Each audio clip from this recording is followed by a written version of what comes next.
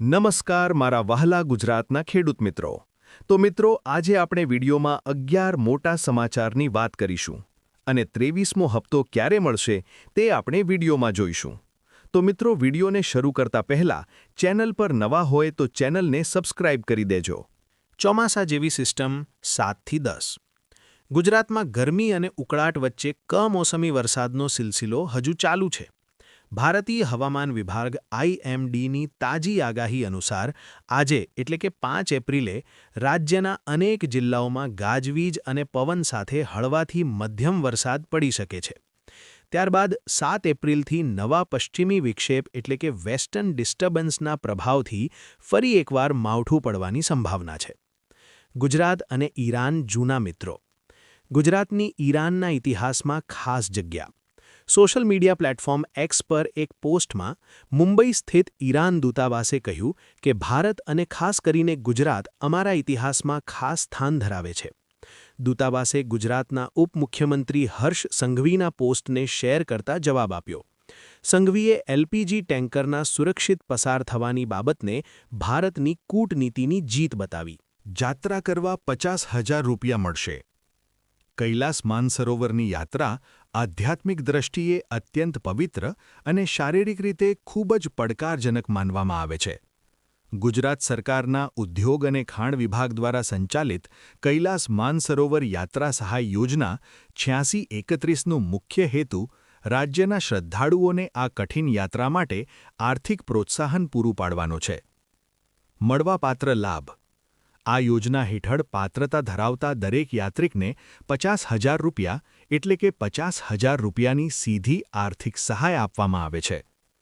આ સહાય direct benefit transfer એટલે કે DBT દ્વારા સીધી અરજદારના બેંક ખાતામાં જમા કરવામાં આવે છે. રહેવાસી. અરજદાર મૂળ ગુજરાતનો રહેવાસી હોવો જોઈએ. કેટેગરી. તમામ જ્ઞાતિ અને વર્ગના લોકો આનો લાભ લઈ શકે છે. આવક મર્યાદા. આ યોજનામાં કોઈ પણ પ્રકારની વ્યક્તિગત કે પારિવારિક આવક મર્યાદા રાખવામાં આવી નથી. વ્યવસાય કે શૈક્ષણિક લાયકાત ધરાવતી વ્યક્તિ અરજી કરી શકે છે. ખેડૂતો ઝટકો. 2000 હપ્તો બંધ. PM કિસાન સન્માન નિધિ યોજના દેશભરના લાખો ખેડૂતો માટે એક મોટી આર્થિક રાહત સાબિત થઈ રહી છે. ગયા મહિને માર્ચ 2026માં 22મો હપ્તો ખેડૂતોના બેંક ખાતામાં સફળતાપૂર્વક જમા થઈ ગયો હતો. હવે બધા લાભાર્થીઓ 23મા હપ્તાની રાહ જોઈ રહ્યા છે. પરંતુ આ વખતે આગામી હપ્તો મેળવવો એટલો સરળ રહેશે નહીં. સરકારે યોજનાના નિયમોમાં મોટો ફેરફાર કર્યો છે, જેની સીધી અસર ખેડૂતોના ખિસ્સા પર પડી શકે છે. શું 48 કલાકમાં પરમાણુ યુદ્ધ? મધ્ય પૂર્વના રાજકારણમાં અત્યારે ભારે ગરમાવો જોવા મળી રહ્યો છે. અમેરિકા અને ઈરાન વચ્ચે છેલ્લા 36 દિવસથી ચાલી રહેલા યુદ્ધમાં હવે એક નવો અને ખતરનાક વળાંક આવ્યો છે.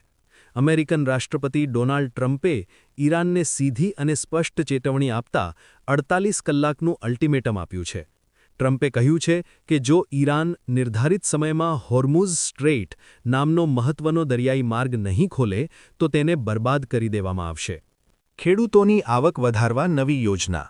સરકાર ખેડૂતોની આવક વધારવા માટે ખાસ પહેલ પર કામ કરી રહી છે. સરકાર એવા મોડલ પર કામ કરી રહી છે જેનાથી ખેડૂતો તેમનો પાક સીધા ગ્રાહકોને વેચી શકે, જેનાથી વચેટિયાઓની ભૂમિકા ઓછી થઈ શકે. કૃષિમંત્રી શિવરાજસિંહ ચૌહાણે આ જાણકારી આપી છે. PTIના સમાચાર અનુસાર તેમણે ગયા રવિવારે પૂસામાં લગભગ 400 ખેડૂતો સાથે વાત કરતા આ વાત કહી હતી. કેન્દ્રીય મંત્રીએ એક સત્તાવાર નિવેદનમાં કહ્યું કે ફાર્મ ટુ કન્ઝ્યુમર મોડલ ખેડૂતોને મહત્તમ નફો મેળવવામાં મદદ કરશે. લ્યો બોલો, હવે પૂછવાનું પણ નહીં. રાજકોટ. તારીખ 4. ગોંડલના બંધિયા ગામે તલાટી મંત્રીએ ધક્કો મારી પછાડી દેતા મહિલાને માથામાં મૂંઢ ઈજા થઈ હતી.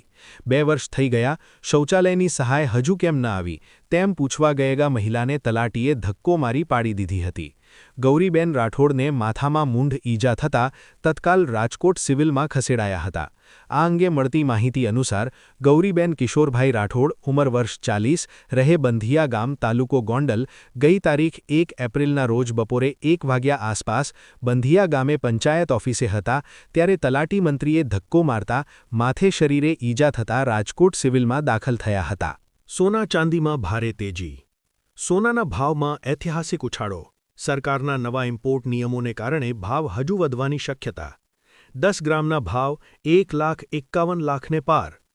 આજે અમદાવાદ 24 કે સોનાનો ભાવ 1,50,980 રૂપિયા અને 22 કે સોનાનો ભાવ 1,38,400 રૂપિયા છે.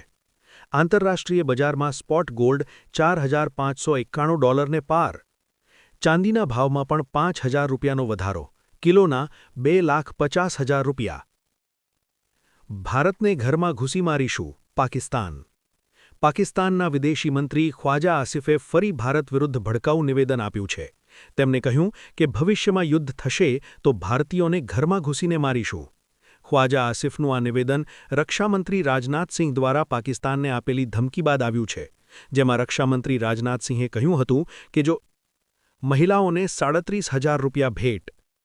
તમારા ઘરમાં અથવા તો કોઈ સગા સંબંધીના ઘરમાં જો કોઈ બાળકનો જન્મ થવાનો હોય તો તેમને મળશે 35,750 રૂપિયાની સહાય. શ્રમયોગી પ્રસૂતિ સહાય યોજના અંતર્ગત બાળકને જન્મ આપતી સમયે મહિલાઓને મળે છે 37,500 રૂપિયાની સહાય.